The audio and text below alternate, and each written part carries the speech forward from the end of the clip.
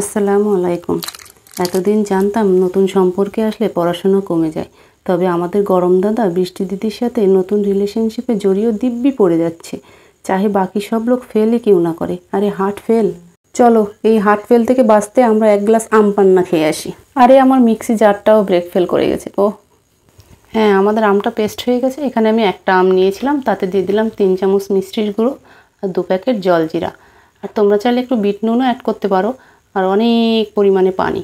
যেহেতু পানিটাই আমাদের শরীরের দরকার, এই জন্য পানিটা একটু বেশি দেবো। আচ্ছা, এত কিছু দিয়ে তারপরে আবার ব্লেন্ডারে মিক্স করে নিয়ে তারপরে কি করবে? এবার রেডি আমাদের আম পান্না। এখন এটা খাওয়ার একদম উপযোগী। আর এই আম পান্নাটা গরমে যখন তখন খাওয়া যায়, যতদিন আম আছে ততদিন তো খাওয়া যাবেই। আর বাচ্চারাও এটা খেতে খুব পছন্দ করে। নাও নাও, তাড়াতাড়ি সার্ভ করো, আমার খুব গরম লাগছে, একটু তাড়াতাড়ি খেয়ে দেখি। আর পারলে একটু বরফ মিশিয়ে দিও তো। আরে দাঁড়া বাবা, একটু দেখতে তো ভালো লাগায়।